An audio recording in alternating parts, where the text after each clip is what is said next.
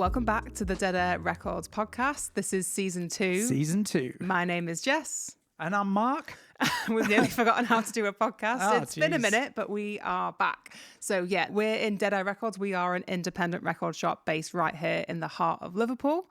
We've been going 2 years now. 2 years. Yeah, which we'll come on to in a second. But yeah, thank you so much for tuning back in for season 2. Season 1 was amazing. Worked with so many great bands. It was great, wasn't it? It was really, really good. Had a good time, made loads of friends, learnt loads of new things. It was that good. 100%. Yeah. And got to listen to lots of new music as Yeah. well. So yeah, expect much of the same for this season 2. We've got some incredible interviews lined up. We're going to be working with more Liverpool bands and shining a spotlight on them through our sessions in the shop. And we're also going to be going through lots of different music every week, looking back at the past, looking at what's coming up as well. So tune in. So, what have we been up to? What's happening? So, I guess the first thing we should talk about is the fact that we had our second birthday. We did. So so in June 2025, we celebrated 2 years of the shop being open. Oh my God. Feels like it's been about 5 minutes. Yeah. It was unbelievable. Loads of people turned up. Yeah. Gifts. We got loads of cards, balloons and stuff like that. Everyone was so sweet. It felt like a little kid's birthday party. It was really good. But we're so grateful. Yeah, everyone came through, came down to the shop, celebrated 2 years of us. Lots of people that we've met over the past 2 years and how the community's grown. Just really nice to have everyone in the shop on the same day, having a chat with them, having a little beer in the sunshine. Can't believe how quickly it's gone. Yeah. It's been like, it feels like barely any time's passed whatsoever. And it's one of those as well where you always tend to look back on what's then happened. And we were looking back on photos of when we first opened and the shop is absolutely bare. And yeah, thanks for anyone that came down when we first opened the shop, because it completely doesn't look like a legitimate record shop. A couple of bins with some records. We were like, here's a box like, of records in the middle of an empty room. It was crazy. We're a shop. So yeah, it was nice to finally celebrate with people and kind of anyone that hadn't been down for like a year or so to kind of see how the shop has grown. And we did so much last year as well. So it was nice to kind of put a pin in that moment. So recently we put out highlights of season 1. Yes. Which was awesome. I fucking loved that. In that, you kind of had a bit of mockery of the fact that we were going to see Bruce Springsteen. No, I want to highlight that it wasn't a mockery of Bruce Springsteen. It was because for my birthday, we had booked tickets to go see Bruce Springsteen, which is, I'd say, an artist that you would prefer to go and see. Yeah, but like, how did it turn out? I mean, well, I have certain memories of you with your arms in the air crying. Like, I don't think I was crying. No tears were shed. You tears. 100% cried. I definitely cried, but that was bound to happen. But I think we've got some clips of when McCartney came out and you went full Beatlemania. You basically reverted to a young lady in the 60s. Like, I don't know what happened. Yeah. I don't know what happened. But for someone that probably only knows a handful of Bruce Springsteen songs, it was amazing. It was one of the best shows I've ever been to in my life. The band was amazing. And we went to the Saturday show, which means we were very, very, very lucky to have Sir Paul McCartney come out and surprise us with the encore. Yeah. So he came out and he did Can't Buy Me Love. Yes. And so to see a Beatle at Anfield at kind of this point in my life being embedded in the local music scene was literally otherworldly. Did you feel like you'd reached Scouse Mecca? I was just like, he finished it. He finished the song and went, go on, Scousers. And I was just like, this is too much. I felt overwhelmed. The energy like in the stadium was incredible. It was amazing. It was And it was one of those where like everyone sort of had guessed that he was going to be the special guest. Yeah. They were up at Lipper the day before, doing like a masterclass and stuff. And even though we sort of knew like it was highly likely or the rumors were going around, just seeing him come out on stage, something happened. It was crazy. I think we've got footage of it. I think we've got footage of it. We'll see if we can clip it in. That was amazing.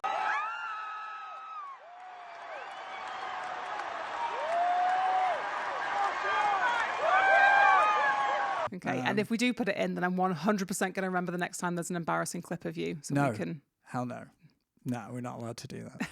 Okay. Goes both ways. What else have we been up to? We went to Outer Waves Festival. Yes, that was amazing. That was incredible, wasn't it? Yeah, down at Invisible Wind Factory and Make, which is in the North Docks. I felt like really privileged to be able just to be a part of that on their inauguration. Like, we had a stall there, and so we were there on... Well, we went on both days, but we were there on the Sunday. Yes, so we did like a pop-up record store all day for like on the 10 Sunday. hours. Yeah, longest pop-up we've ever done. Yeah. But It was great because we just got to watch loads and loads of bands, and we went down on the Saturday as well and watched some bands too. Eating food and just watching bands all day. Oh yeah, they had like pickles and pierogies. Yeah, that was awesome. great. That was really, really good. I loved it. So some of the bands that we saw there then? Yes. So on the Sunday, there was 2 amazing bands. There was one band called Mandy Indiana.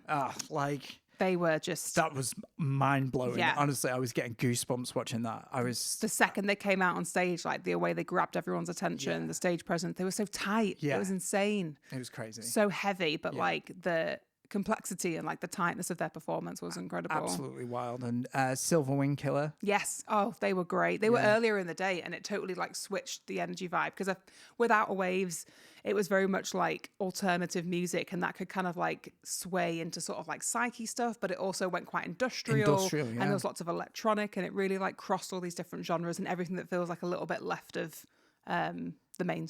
It was absolutely insane. Like, and the level of professionality for a festival that was just starting out. I mean, so slick. I think Quarry were involved in. Yeah, so it's a bit of it's a triple threat. It's Invisible Wind Factory and Quarry and Make. So yeah, it's a good combo of people who are experts in what they do. Yeah, really, really good. It's really good. But yeah, and so like Mandy Indiana and Silver Wing Killer, they're both Manchester based, aren't they? And then I saw Crime Wave. Yeah, Crime Wave was wild, and I felt like it was such a intimate atmosphere because they had the main stage in the Invisible Wind Factory bit, and then in the Make bit they built like a miniature auditorium, so you could just go and have a seat and eat some food and watch some amazing acts. It was great. I just had a really good time, and then and it was super nice because that stage that they'd recreated in Make, that was all of the sound system and all the stage from Quarry. No way. So you kind of had this like mini pop-up of Quarry in Make for the festival whilst they're in between their next chapter. Let's go. Which we'll come on to later. We'll come on to it, yeah. Also, what else have we been to? So following on from the Radiohead episode we did last season, which, according to everyone, I lost that episode. More people agreed with you on Hail to the Thief than they agreed with me. So you did not think that was going to happen. I didn't at all. I thought it was quite well understood that that's a duffer of an album, which I still stand by. But there we go. It's well understood that you were wrong. And every time someone comes into the shop and tells you that, it's great. It does happen, actually. It happens quite regular. I'm surprised how well that episode did. I keep getting people coming into the shop being like, Hail to the Thief is a banger. Yeah. And I'm like, oh my God, right. So as my prize, so yeah, we booked tickets for Hamlet, Hail to the Thief, which was at Factory International in Manchester. Yeah. So it was an abridged. Is that the phrase? Yeah. Yeah, it was an abridged version of Hamlet set to the album of Hail to the Thief, and like Tom York had like specially composed the tracks to fit the play and like the stories that are going on and like the stage design and the lighting and everything like that. And the best bit about it was like there was like a live band on stage, wasn't there? Yeah. So the set design was like this old stereo speaker, and then in each of these individual rooms, which was set behind like a plexiglass, there was like the drummer, the synths, the conductor, and then everyone was like working together to like perform the music live. It was like nothing I'd seen before. It was like really intense. And I think, was it a guy from Black Mirror? Yeah, so the Loch Ness episode, is that what it's called? The one with it, crazy episode. Yeah, the sort of the young actor. There's like a guy and a girl, isn't there? Yeah. The 2 young. He was the mate. He was Hamlet. He was Hamlet, and the performances were wild. It was absolutely really good. Wild. And the guy that played Hamlet's uncle. Yeah, he was like from Slow Horses. Right. Yeah, I just thought it was unbelievably well thought out and put together performance. And I guess it didn't really change my opinion, though. I've got to be honest. I still kind of, I came away from it being like, would have been better if it was Kid A. Oh, no. Anyway, it was really good. Nice to experience music in a different way through like performing arts. Yeah, it was really good. And lastly, to make up for the fact that you had a religious experience at Bruce Springsteen. That's a bit far, but okay. I took you to Dublin to go and watch Air perform Moon Safari, which was mind-blowing. It was amazing. Seeing it seeing it in full from start to finish was incredible. Now that was a spiritual experience. Yeah. But the like stage design and everything like that was just absolutely incredible. Like they performed basically in this big shiny box. That's how I describe it. But which had projections and all sorts of things inside of it. I think we'll have some footage from that.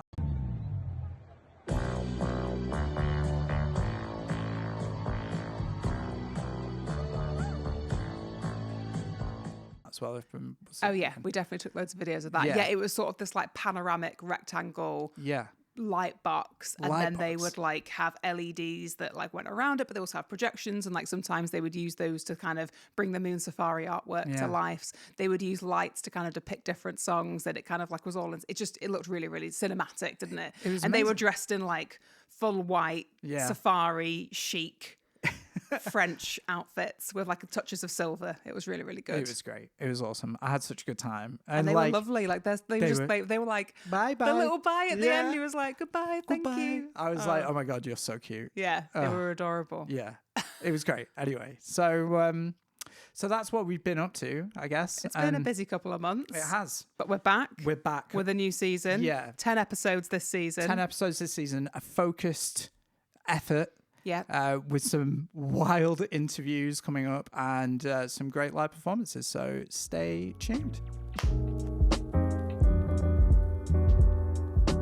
Okay, so we're partly through the year. I'd say so. I think it's maybe time to recap on some of the best albums that we've seen so far. Yeah, people have started putting out their lists, haven't they? Yeah. Declaring. Making the declarations. Best of the year so far. So, okay, we're going to jump on that bandwagon and do a few things. So, yeah, we've got a couple of albums we want to talk about, some that have stood out from the crowd. It's been a crazy year, though. There's been so many great albums. I mean, honestly, it was hard picking just the few that we have. There's, absolutely loads. I could go on for ages. But I'll start off. I'm going to talk about this lovely record. This is Superb by Surprise Chef. So it's on the Big Crown label. How would we describe this? So they're a Melbourne band. This is their 4th album. It's like jazz, soul, Afro-funk, but ultimately it's a really tight sound. It's like a really, really tight sound. I absolutely love it. The artwork is wild. We've got posters and stuff in the shop. But yeah, it's been really good.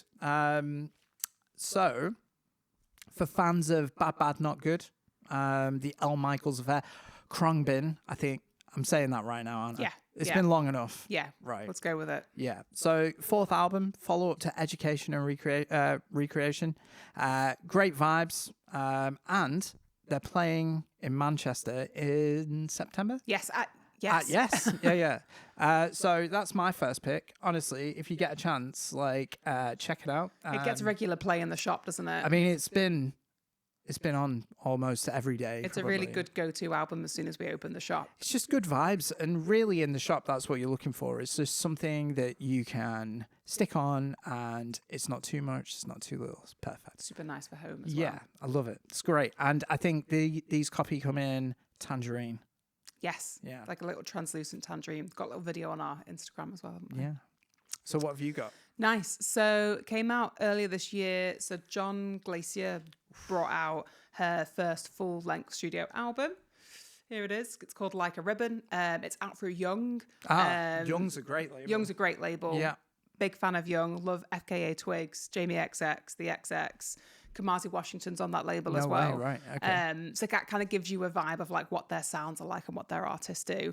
But yeah, so it's John Glacier's first full feature-length album. They previously did a mixtape and they also did a demo on Please Make It Ruins. Okay. Which is Vegan's label, which you're a big fan of. Big fan. John Keek. Recently remixed Moon Safari album, which is a absolute cracking, and we would put that in this list apart from it's like counts as a reissue. But if you've not listened to the Moon Safari remix that Vegan did for big RSD release, right? Huge, big Record Store Day release, but you can still get it, so they've repressed it. But go listen to that, it's amazing. But back to John.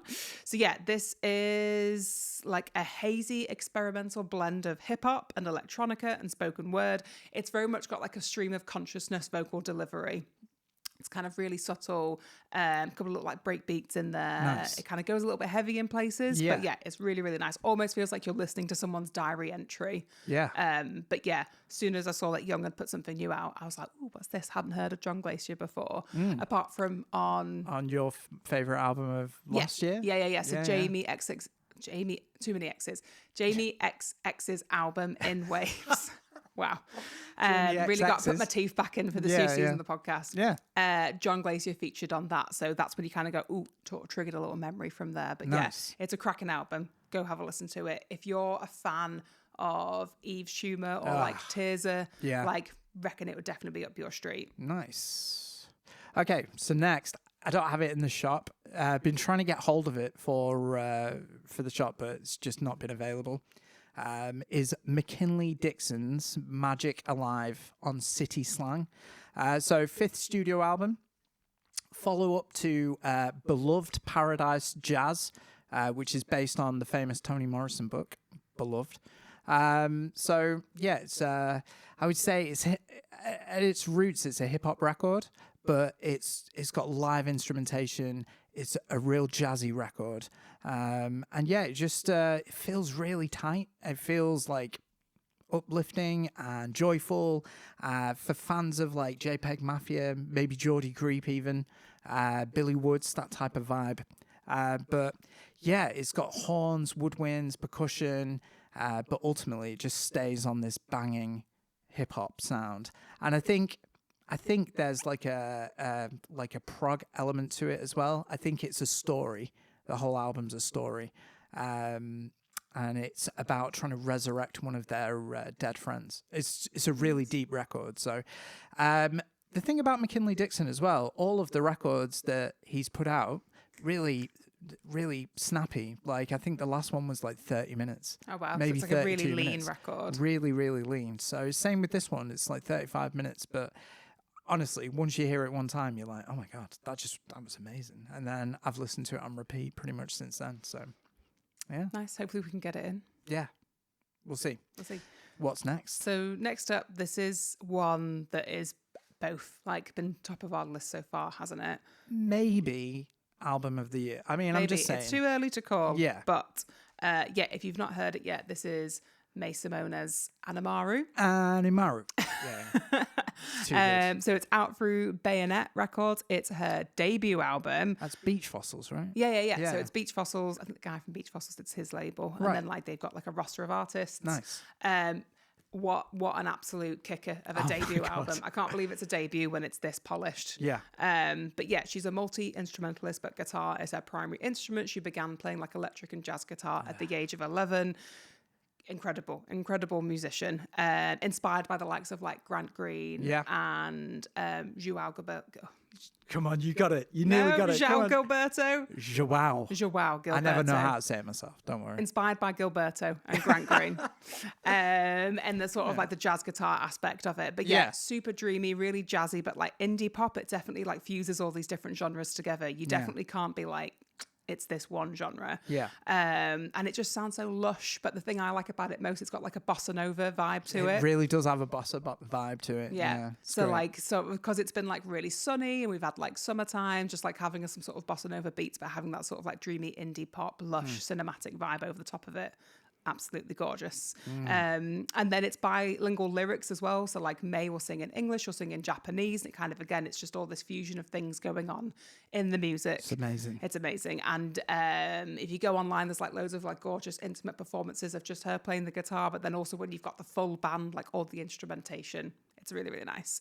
She is also on tour later this year. So she's coming to Europe. I think it's for the very first time. Wow. And she's playing Manchester at the Deaf Institute, which we've got tickets for. We've got tickets. Which we're super excited to see live. But yeah, if you're into like a Rouge Aftab or like Clairo, maybe like Lofi, then yeah, give May Simone's a try. You won't regret it. It's super nice. I think honestly, I think I've listened to that album probably more than anything else this year. It's just constantly on repeat, and it doesn't get boring. I keep finding new things to be enamored with on this album. I absolutely love it, and the artwork, Rat with Wings, is just it's cute little angel, right? Yeah, and this is really nice inside. And inside there's like a really nice poster as well, isn't there? It's a lovely sort of like package, pink, swirly, transparent pressed record as well. It's just really nice through and through. You feel like you step into May's world, and you kind of really get that in the experience of opening up the record and putting the record on as well. Super nice. I really implore people, really give it a chance, because it's just one of those albums that just keeps on giving. So. And I guess it's the thing as well, when you've had it in the shop, it's one of the things people go, what's this? Yeah. Like, what are you listening to? Yeah. Like, people will grab it off the shelf as soon as they hear it. Yeah. So it's been very good. So, okay, I'm moving on from the May standing. Right, so we're going to talk about Damon Locks. So this is List of Demands. So look, I mean, I could have spoken about quite a few international anthem releases because this year they have been on fire. But this one specifically for me stands out from the crowd. So Damon Lux, Chicago-based musician, educator, visual artist, just a great person all around, has made this album, and it's constructed from like archive speeches and protest audio, gospel, and I don't really know how to describe it apart from it's like hip hop, but it's also like Gil Scott-Heron.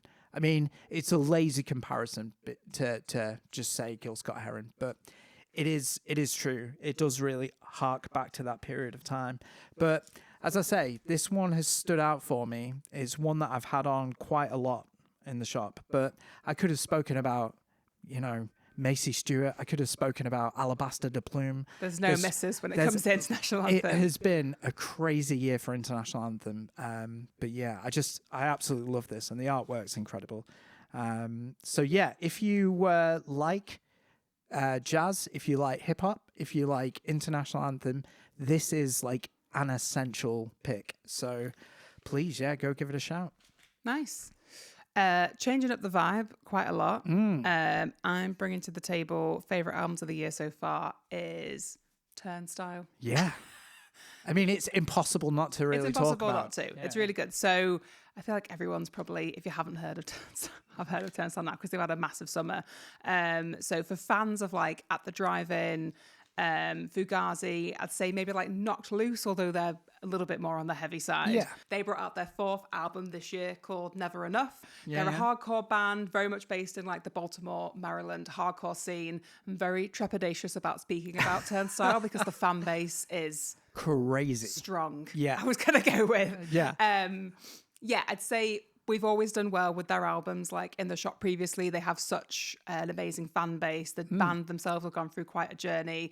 I would say that this album is a little bit more mature, a little bit more mellow than the earlier ones. The earlier ones are a bit too punk and heavy for like my liking. It's just like not to my taste necessarily, but like this one, I feel like I really, really like this. I like where they've gone with it in the different direction of this like post-hardcore vibe Synth of what heavy. they're doing. 100%. There's loads of synths in there. There's loads of instrumentation.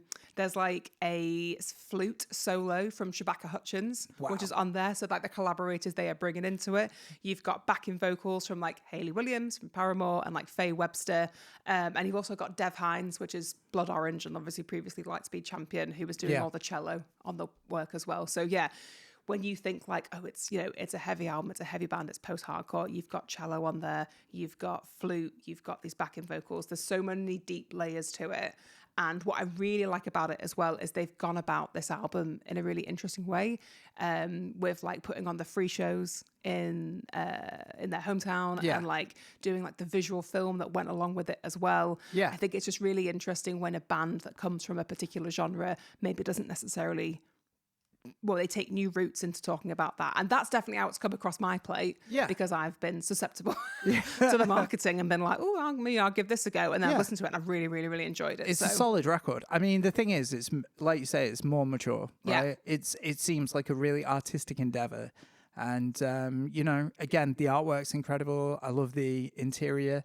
Like, they just look great. Yeah. The attention to detail that they've put into the record is really nice. They've got some really nice like images and photos in there as well. And Brendan Yates, who is the front man, like the vocals are just a little bit more melodic on this album, and you've got some nice hooks in there. So yeah, if you would think that maybe that kind of genre or that kind of vibe isn't really up your street, I'd say give it a go, give it a listen. Yeah.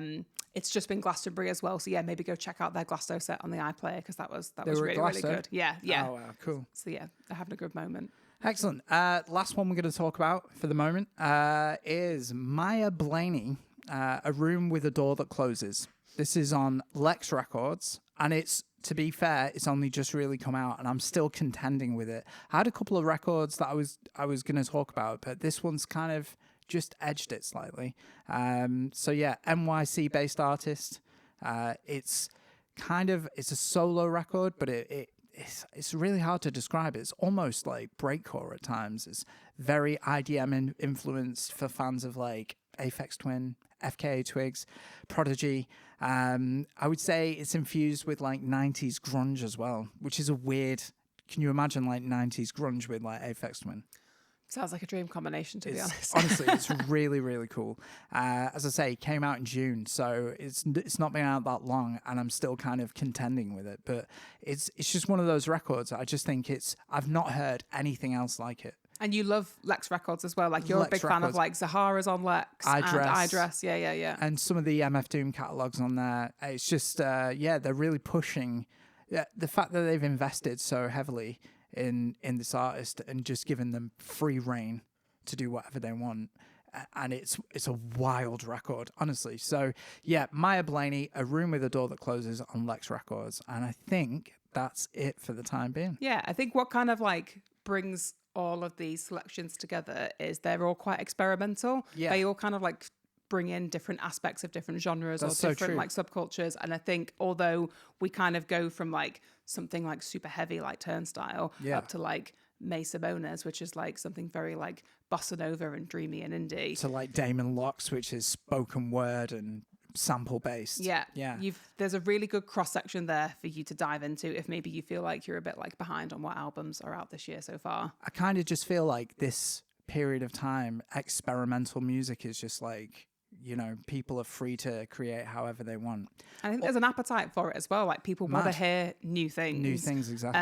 And also, yeah, there's like a different like level of knowledge there as well. So, Jess, will we be doing a Spotify playlist for season 2?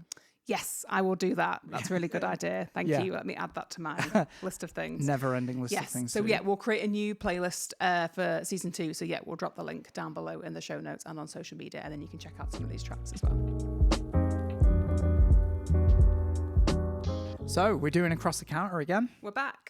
It's great doing Across the. This is great. I love doing this bit. This This is awesome. great. We love this bit. Yeah. It's nice though, because we've had quite a few bits build up in the shop Exactly. over the break, and also some bits that we didn't obviously get a chance to talk about. But it's nice to talk about some special things we've had come in.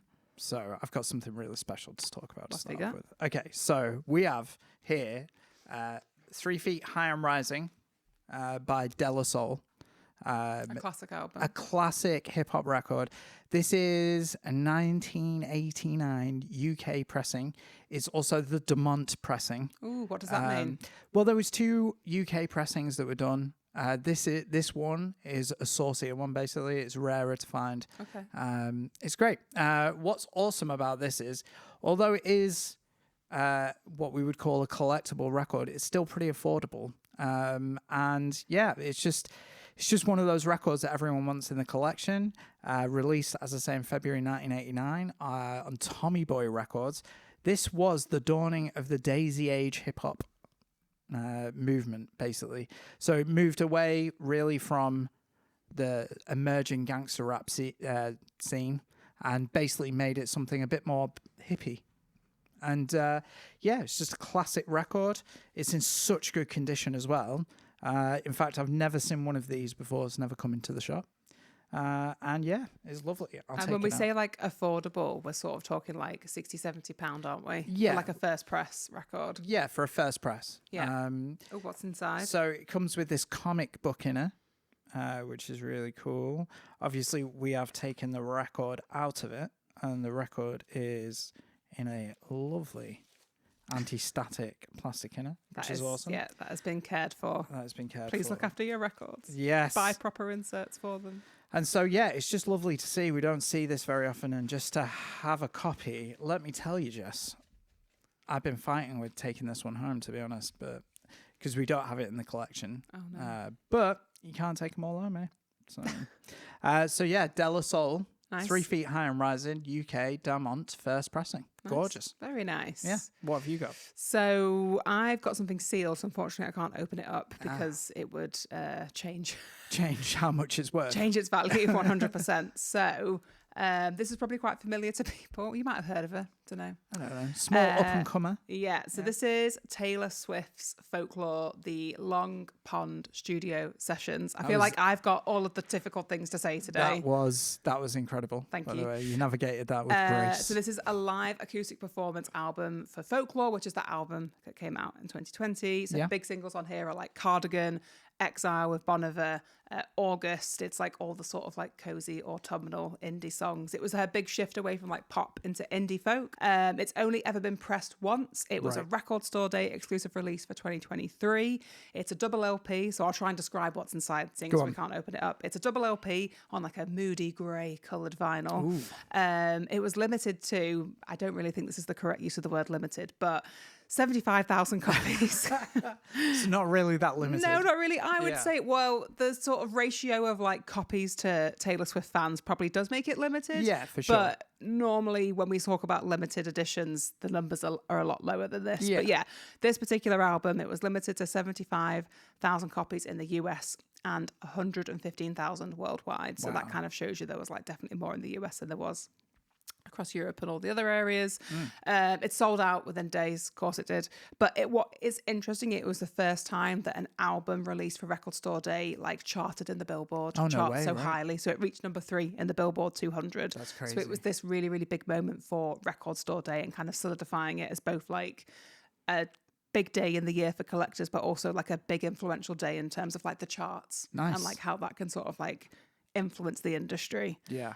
But yeah, they go for... Yeah, they're not as affordable. They're not as affordable. How much are we talking? I think they go for about £200. So if you've got one, if you queued up in 2023, if you've got that in your collection, you've got a lovely record that is obviously very special to you, but also is like quite high in value as well. An investment piece, basically. 100%. Right? So look after it. Make sure you've got the right covers for it. Yeah. Listen to it. Yeah. Enjoy it. And then, and then protect it for the future. Awesome. Okay, so next up, It's going to be the opposite. this is going to be really weird. Yeah, we're going from Taylor Swift to Metallica, but I think it's going to be very hard for people to pick up on the artwork. Yeah, the artwork. This is the famous Black Album.